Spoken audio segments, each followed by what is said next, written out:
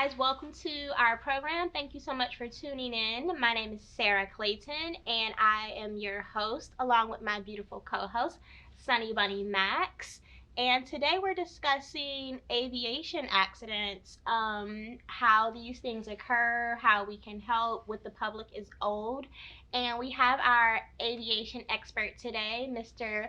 Wes Siegmiller, who is a aviation accident consultant. Mr. Siegmiller has been a pilot for over 40 years and has been asked to comment on the recent accidents that's in the media. So we thought it'd be wonderful to have Mr. Siegmiller here with us today. Did I leave anything out of your bio? Um, Nothing important. okay, very well. Um, So you have been working in the legal field as an aviation expert for over 30 years, correct? Aviation cases, yes. Okay. Are you aware, or have I'm sure you've heard, but we have very recently we have a celebrity, a very known person in the California area, big athlete. He was involved in a crash. Sunny, do you remember any of the details of that crash? Are we discussing Kobe Bryant's helicopter crash or Yes, another Kobe basketball star? Bryant.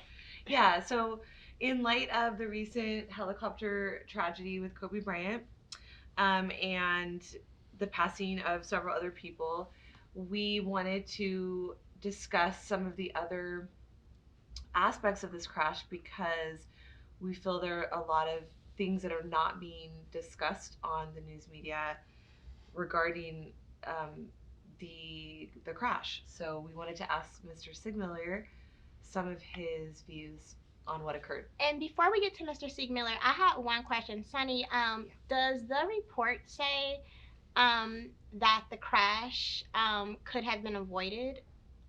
Um, so an investigator described the helicopter crash as something that may have been able to be avoided had there been a warning system or a black box, traditionally known. Those are usually on a plane. This helicopter, for example, did not have a black box. This was Sikorsky S-76B. There was nothing of the sort on board this helicopter. Had there been, it could have avoided hitting that hill. So yes, it could have been avoided. First off, with are you this helicopter? It had 9 people. Are you familiar with this helicopter? As Sunny said, it's a It was a Sikorsky Sikorsky S-76B. Sikorsky B. Yeah. It's a workhorse helicopter. It's used in a lot of commercial uh, developments. It's used extensively to ferry people, corporate executives, and people that need to get places fast without getting stuck in traffic. It's very reliable. It's been around for many years, and it's a great aircraft. Reports are saying that it was not equipped with a black box or a terrain avoidance warning system. What is that? Well, it's a device on an aircraft that will sense when you're getting close to the ground or a mountain or the ground, basically, and it shoots back into the airplane that information, which goes into it calculates how far away you are, and when it gets to a certain distance, it will have a voice and a sound that will come on in the cockpit that'll tell you terrain, terrain, pull up, pull up. That seems like it's important. Would that is that would that be helpful, or would that have been helpful in your opinion, to avoid the crash that happened? Yes, would have been helpful. It's not required. It's something that's not mandated. Many aircraft have it. Many helicopters don't have it, but most airplanes that are commercial have it. Private aircraft, general aviation, many times does not have that.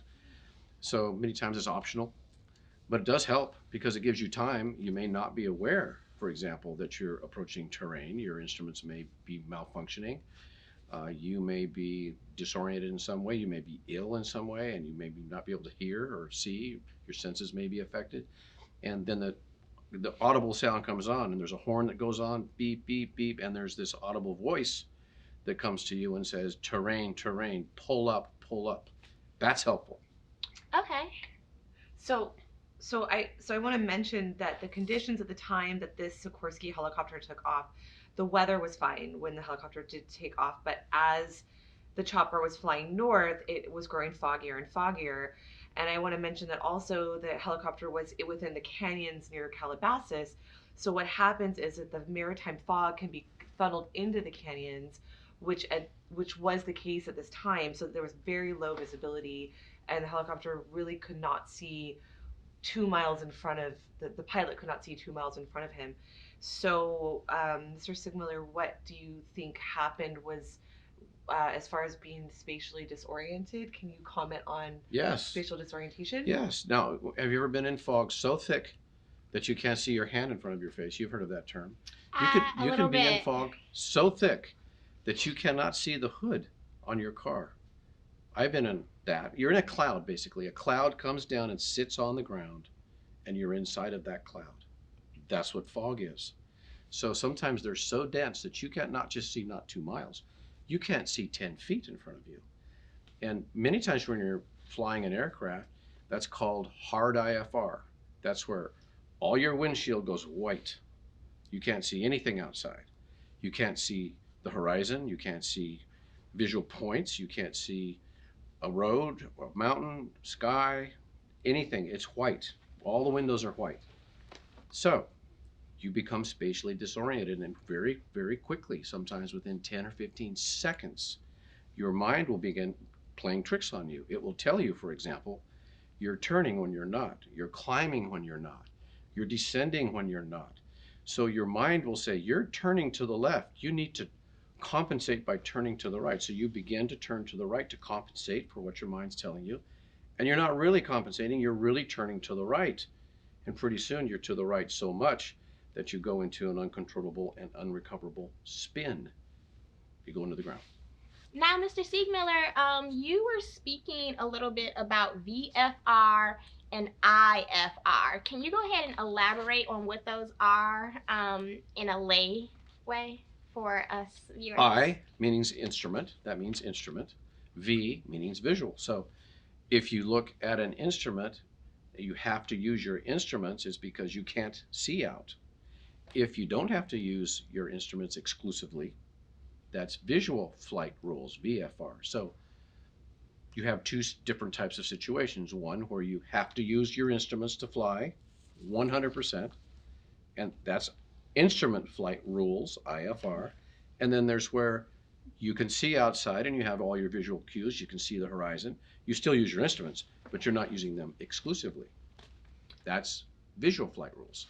So, how does spatial disorientation interact with those two concepts? When you get in a situation where you can't see visual cues like a horizon, like a point on the ground, and your mind takes in that information and data using your eyes, it takes in those visual cues to orient you.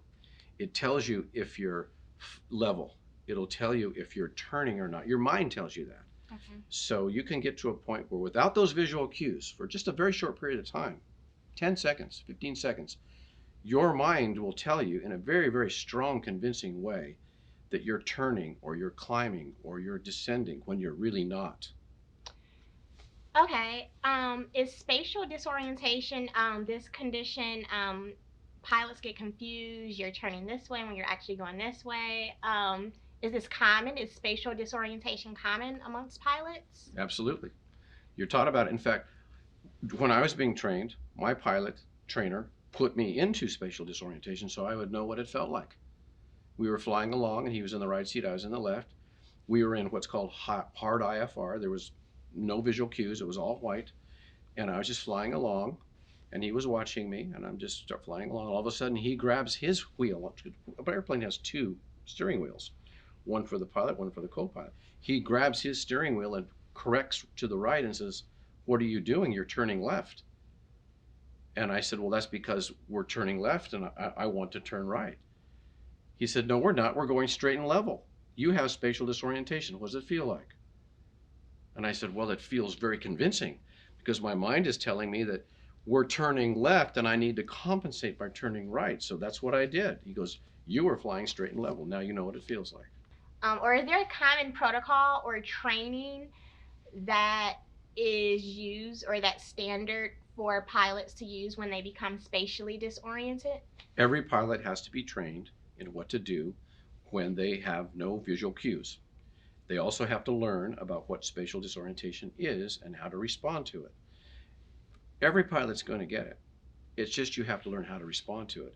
This pilot in this situation was an expert. He was a trainer. He not only knew how to handle it, he knew how to teach others how to handle it. That doesn't mean he's exempt from getting it. He'll still get it, but he now knows how to handle it to a point where he's highly, highly trained. Why, if it was spatial disorientation that caused this accident, why he was affected by it and didn't respond in the way that we're all taught to respond, I don't know. So I wanted to comment, this pilot who had several years of flight experience and training other helicopter pilots, he was traveling forward at 152 miles per hour and crashed into the side of a cliff.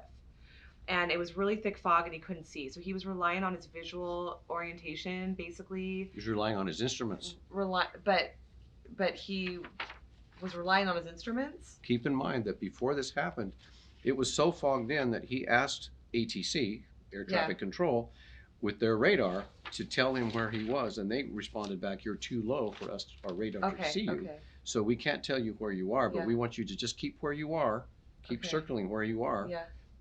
so that then we can tell you when the traffic is clear enough, when the planes in the area you're going to go through are clear enough that we can give you permission to go through that." And that's what he was doing. If he was relying on his instruments, then because he didn't have adequate instruments, I feel because he didn't have the black box, or he didn't have an iPad with ForeFlight, which is an app that would basically give him the weather briefings. He didn't know about the fog that was coming in.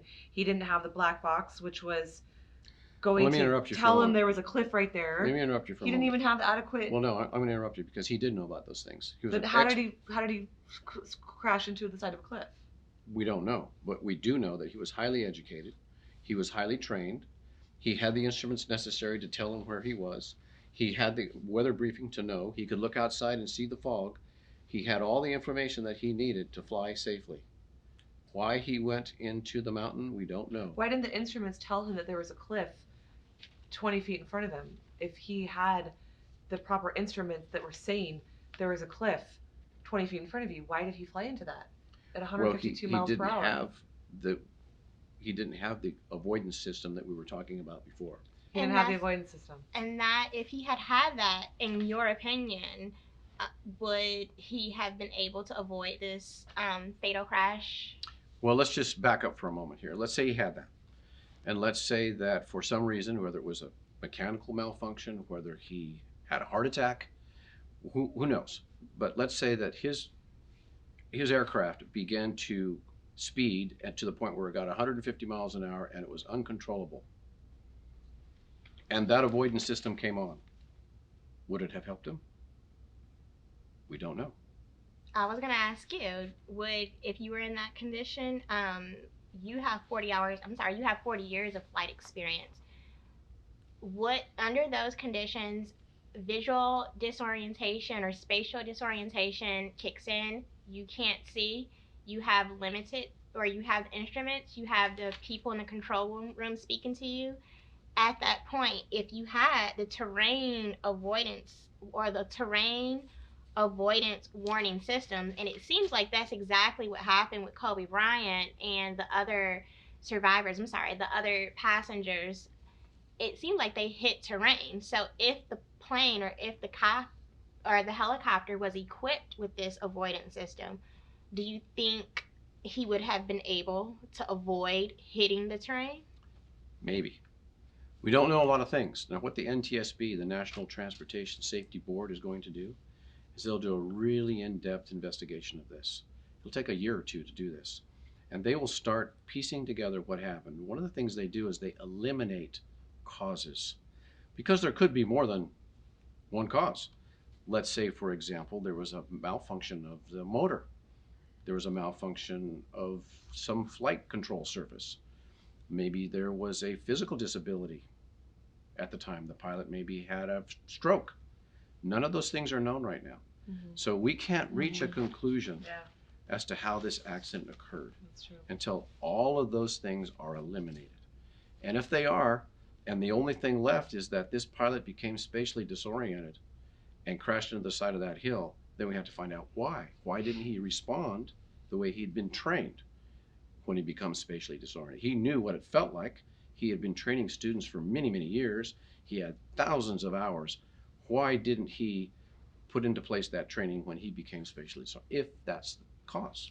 I have that exact same question. Our report, Sonny gave me a report saying that the pilot, this was Mr. Bryant's go-to pilot. I also read other reports that his students all loved him. He actually was the chief pilot for his organization for at least 10 years.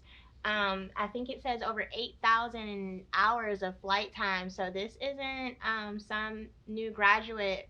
This is this is a real pilot. So before we dismiss him as being incompetent and not doing the correct thing because of his training, let's look and eliminate all the other possible causes before we do that. I actually feel like there could be many reasons, but my mind in the information that I do know just keeps going back to the fact that this helicopter was not equipped with a terrain avoidance warning system, which we know the cause of this collision, point blank, was smashing into the side of a cliff. So, I mean, every airplane has to have a terrain avoidance warning system or a black box. Well, let me interrupt I'm not you. sure why helicopters don't. Let me interrupt you. They do not have to have that. Not every aircraft is mandated to have a terrain avoidance system like that. For example, many general aviation is non-commercial aviation. The small little airplanes, they don't have to have a terrain Small avoidance little system. airplanes don't? They don't have to have a black box. And you ask the question, what is a black box? Well, first of all, Exactly. a black box isn't black. A black box is usually orange or red, Oh, so it's easily found. okay. And what it does, it's a data recorder or a voice recorder. Okay. So it will record all the data going on in the airplane, the height, what the instruments say, the speeds, everything going on in the airplane is recorded on this box. Also, all the voice, not just the voice of the pilots going back and forth, but all the ambient noise, an explosion, something breaking, all that is recorded on this voice recorder as well. So it seems like although every aircraft is not required to have a black box, do you think a black box would be helpful? It would be helpful in analyzing what happened. It would probably be helpful in preventing the accident, because what it does is it's a benign device. It just records what's happening. Okay.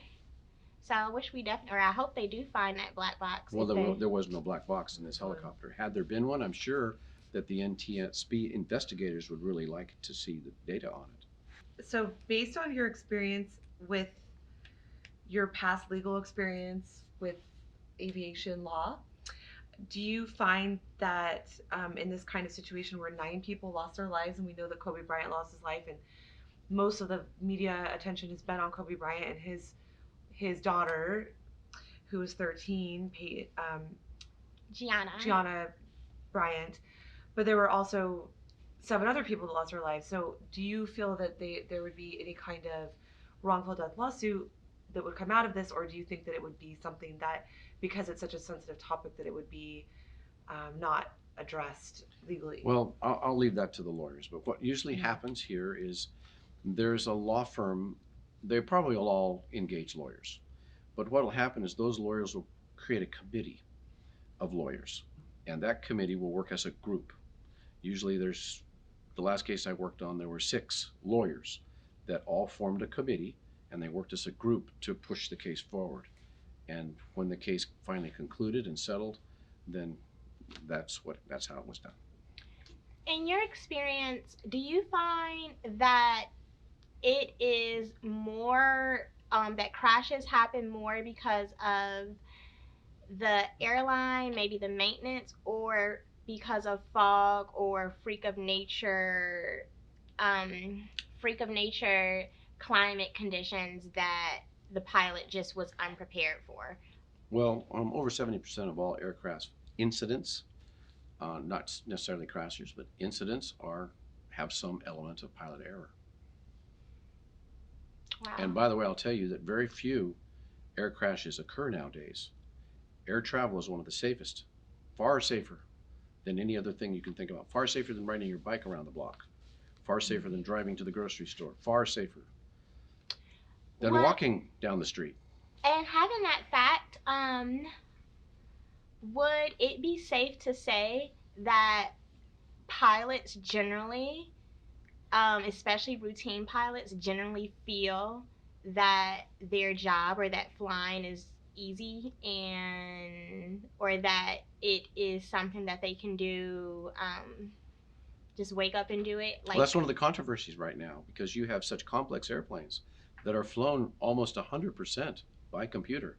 You can actually take off, engage your autopilot, which goes through the checkpoints and the waypoints that are necessary to get to your destination, the altitude, the engine speeds, all by autopilot. Actually set up for your final approach and come in and actually touch the wheels down, and you can be asleep reading a book. So the pilot skills are lost many times because pilots get used to having automated systems. not lost, but sometimes it sounds like from what you're saying is a skilled pilot would be able to possibly save this situation. Who knows? I'm just saying it's too early to tell, and the NTSB will tell you that. Until all the possible causes are eliminated, it's just unknown if it could have been avoided. Most crashes, I'll tell you, most crashes are avoidable. Most. Very few crashes are acts of God. Most crashes are avoidable. Even weather-related crashes, because many accidents are weather-related. If you have a choice of going into bad weather or not, that means it could be avoided. So that's an avoidable accident. If, for example, the weather is completely clear in all directions for the duration of your flight, and then all of a sudden it comes up and you're in it, that may not be avoidable. Do you think that the more technologically advanced the aircraft is, the less chance of an accident there is? Given, or do you think that if you have a slightly older helicopter like this helicopter was Sikorsky was a 1992 helicopter, workhorse helicopter with a very highly skilled pilot. Would you rather be in that helicopter with a highly skilled pilot or a very highly advanced, technically highly advanced helicopter with a kind of amateur pilot? What would you rather choose? I'll take the experience any day over the technology. Okay. I'll take the experience. There is no substitute for experience, in my opinion. But technology nowadays is way, way advanced than it was 20 or 30 years ago. In fact, the trend now is to have automated flights, just like you have automated cars. You get in a taxi now that has no driver, or you see a convoy of semi-trucks going down the road in a special lane and there's no driver in any of them, and they get from one point to another across country with no accidents, following 2 feet from each other. That's where aircraft travel is going. Pretty soon there'll be no pilot up front. That's a little scary. Now, that's scary, right?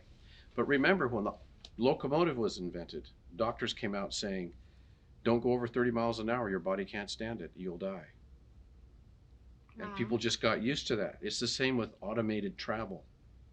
You think it's scary to get into a vehicle that doesn't have a driver, but it may be far safer to do that than to get into a vehicle yourself and drive.